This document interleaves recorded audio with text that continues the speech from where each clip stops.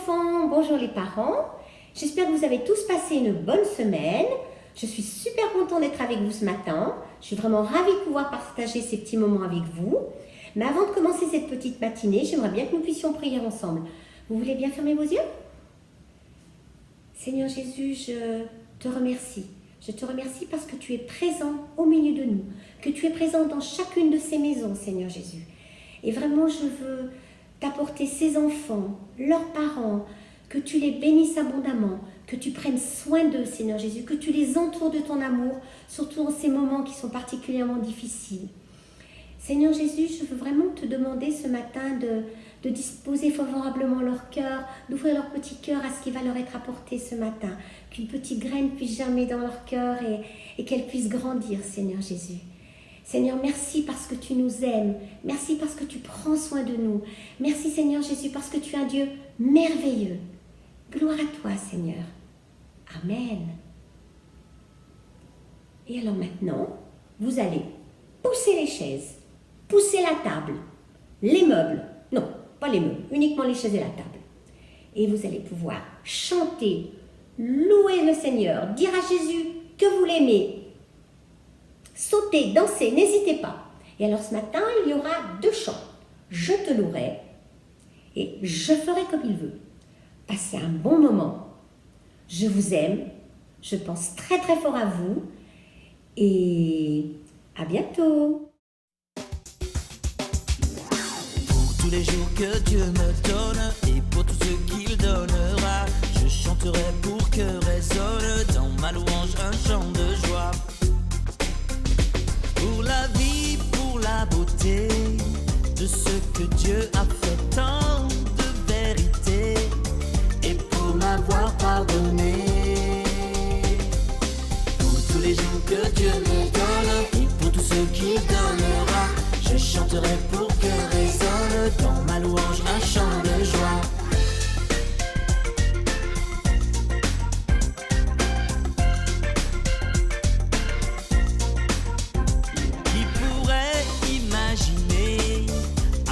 L'amour, je sais que je ne pourrai jamais l'égaler. Pour tous les jours que Dieu me donne et pour tout ce qu'il donnera, je chanterai pour que résonne dans ma louange un chant de joie. Venez les enfants, venez, louez, chantez un chant de joie. Je chanterai, alléluia.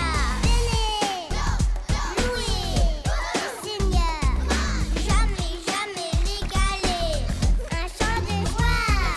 I'm gonna praise you, oh Lord, I'll praise you. I'm gonna praise you all my days. I'm gonna praise you, oh Lord, I'll praise you. I'm gonna praise you all my days. Pour tous les jours que Dieu me donne et pour tout ce qu'il donnera, je chanterai pour que résonne dans ma louange un chant de joie. Louez le Seigneur.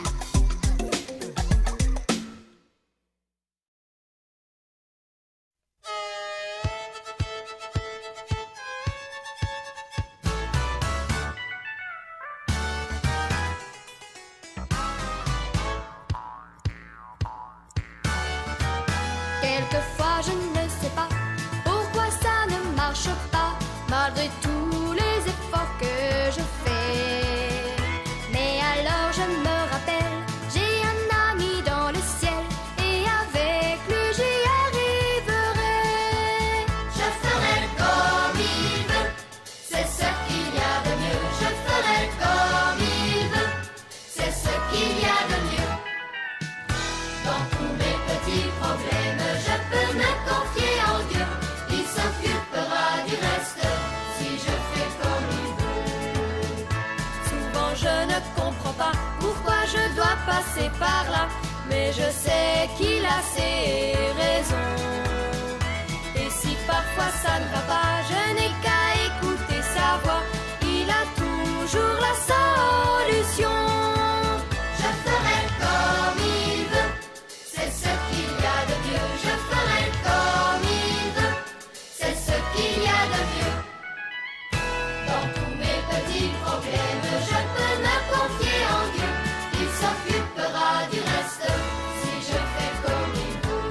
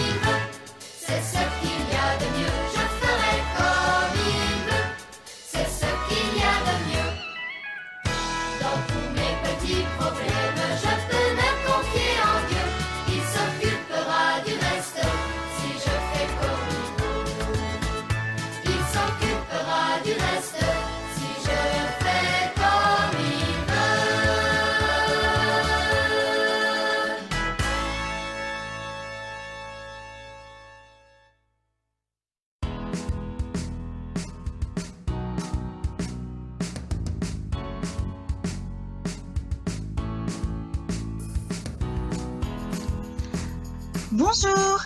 J'espère que tu vas bien, que tu es bien installé, que tu es prêt pour découvrir ou redécouvrir une histoire de la Bible. Alors écoute bien pour pouvoir répondre au questionnaire qui te sera posé ensuite. Bonne matinée! Aujourd'hui, je te propose d'écouter l'histoire de Daniel et la fosse au lion. L'histoire que je vais te raconter s'est passée il y a un peu plus de 500 ans avant que Jésus-Christ n'arrive. À cette époque, Darius était le nouveau roi de Babylone. Il était intelligent.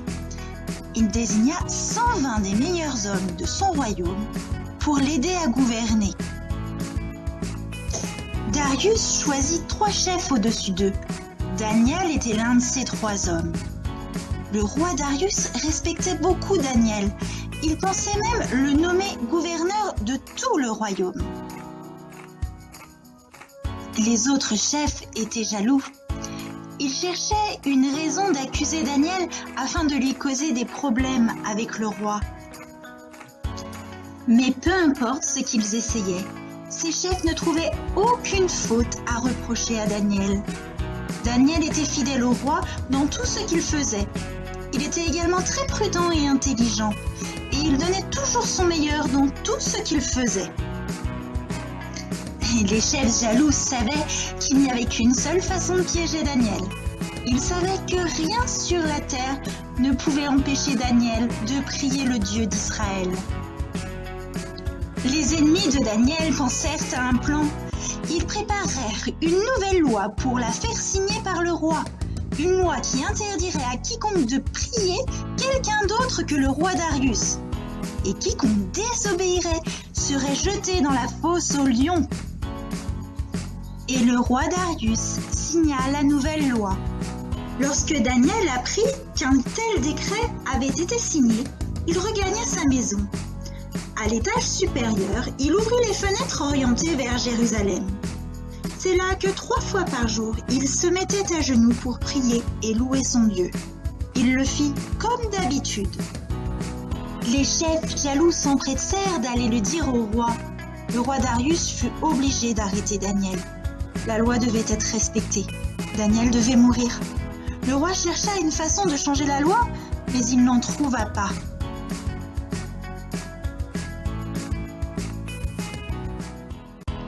Alors, sur ordre du roi, on amena Daniel et on le jeta dans la fosse aux lions. Le roi lui dit : « Seul ton Dieu que tu sers avec tant de persévérance pourra te sauver. » On apporta une pierre qu'on plaça sur l'ouverture de la fosse. Cette nuit-là, Darius ne dormit pas.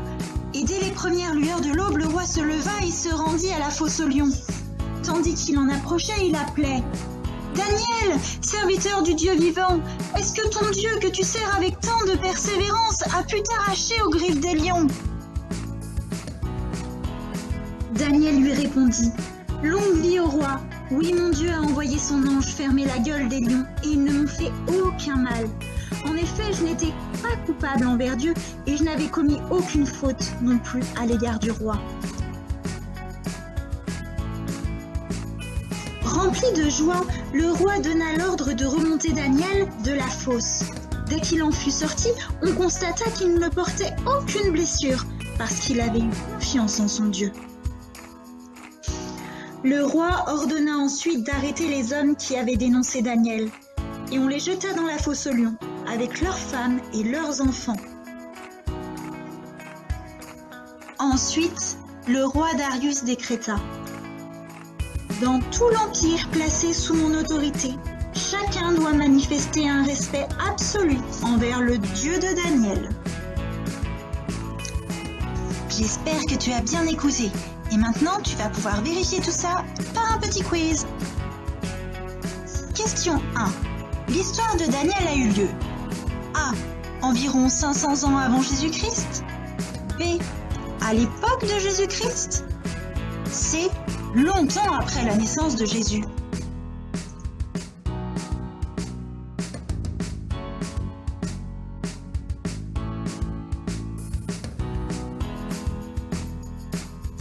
Et oui, l'histoire de Daniel a eu lieu environ 500 ans avant la naissance de Jésus-Christ? Deuxième question. Les conseillers du roi n'aimaient pas Daniel car... Réponse A. Il volait le roi. B. Il était exemplaire et cela rendait jaloux les conseillers. C. Il était arrogant et vantard.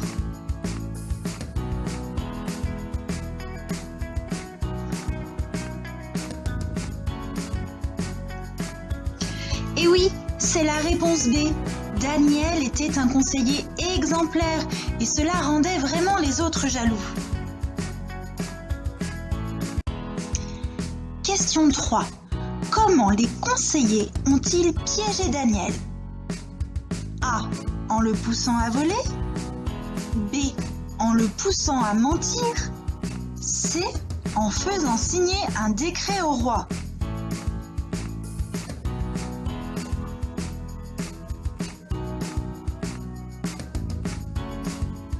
Et oui, c'est la réponse C. Les conseillers ont fait signer au roi un décret interdisant à quiconque d'adresser des prières à un dieu ou à un autre être humain en dehors du roi lui-même.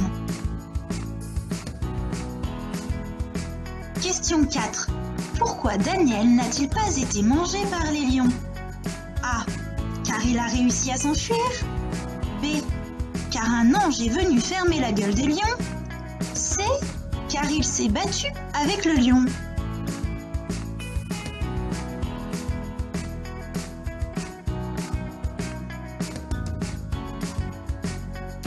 Et oui, c'est la réponse B. Dieu a envoyé un ange pour fermer la gueule des lions et protéger Daniel. Bravo, tu as terminé le questionnaire. Bravo pour ton attention et tes bonnes réponses. Peut-être que comme Daniel, tu t'es déjà retrouvé dans une situation très difficile, comme au fond de la fosse. Dans ces moments, n'oublie pas que rien n'est impossible à Dieu, qu'il peut changer les situations et que tu n'es jamais seul.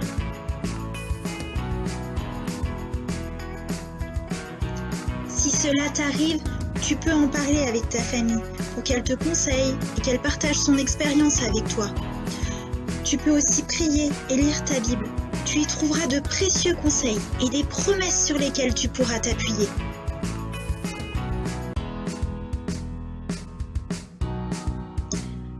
Voici un verset sur lequel tu pourras t'appuyer. Fais confiance au Seigneur, agis comme il le faut et tu resteras au pays, tu vivras en paix. Trouve auprès du Seigneur ton plaisir le plus grand et il te donnera ce que tu lui demandes.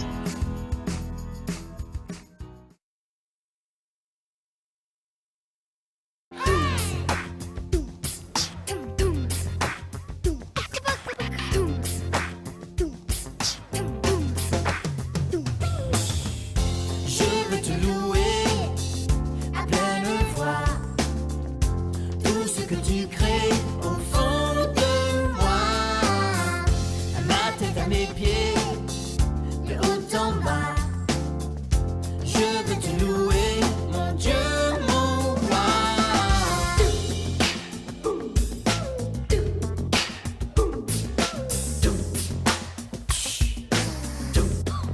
Louez avec moi.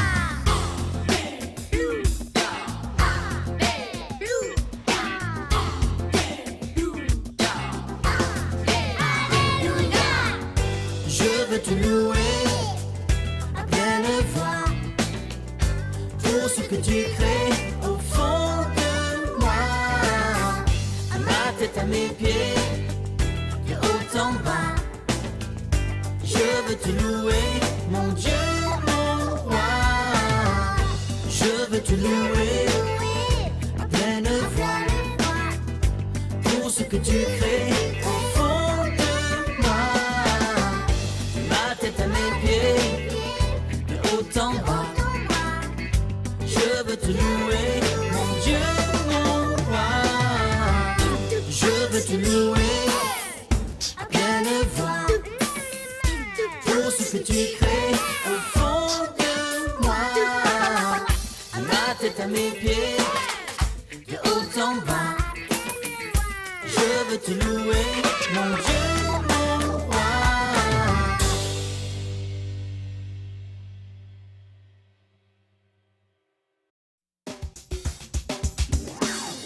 tous les jours que Dieu me donne et pour tout ce qu'il donnera.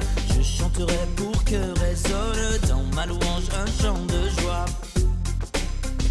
Pour la vie, pour la beauté de ce que Dieu a